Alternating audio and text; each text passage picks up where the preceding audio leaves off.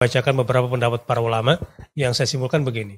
Karena Quran itu syifa, bisa menyembuhkan yang ada di dalam dada, dan setan akhirnya hancur tipu dayanya semua, maka setan bekerja keras memisahkan kita dengan Al-Quran. Hanya ketika kita membaca isti'adzah lah, kita bisa menjadikan Quran sebagai syifa.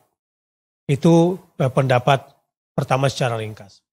Jadi itu pertama, Ustaz, dengan membaca isti'adzah maka Al-Fatihah menjadi syifa. Jadi ini penting. Jadi bahwa kalau kita ingin mendapatkan keberkahan surah Al-Fatihah, baca dulu isti'adzah. Ini makna daripada wa idza qara'tal Qur'an fasta'idz billahi minasyaitonir rajim. Ini makna pertama. Bagus sekali. Yang kedua, annal Qur'an maddatul huda wal ilm wal khair fil qalb. Kama annal ma maddatun nabat wasyaitan narun yuhrikun nabat. Awalan fa kullama asa binabatil khair minal qalb sa'a fi ifsadihi wa ihraqihi. Fa amara ay yasta'idza billahi azza wa jalla minhu li alla yusid alaihi ma yasullahu bil Qur'an.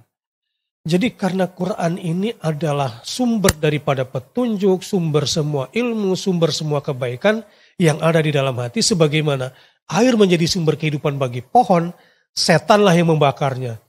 Sedikit demi sedikit dibakar, sedikit demi sedikit dirusak, maka dia berusaha untuk menghancurkan Al-Quran sebagai petunjuk di dalam hati kita. Nah, ketika kita membaca isti'adzah, setan gagal.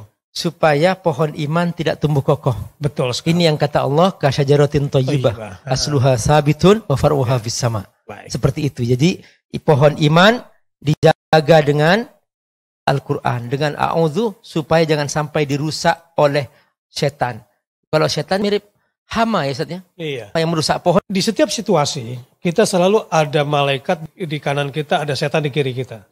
Tapi ketika kita membaca isti'adzah, di situ nggak ada setan, kecuali malaikat bersama kita.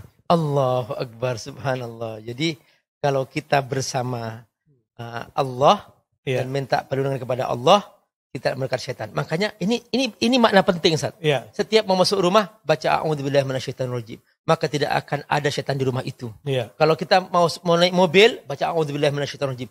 Setan tidak akan masuk ke mobil itu. Pokoknya di mana saja kita mau ibadah, mau sholat, baca a'udzu. Insya Allah kita akan khusyuk dan nikmat melaksanakan sholat. Sekarang kenapa banyak orang tidak nikmat melaksanakan sholat, tergesa-gesa? Karena ternyata dalam ibadahnya dia tidak membaca a'udzubillahi minasyaitonir rajim. Masya Allah.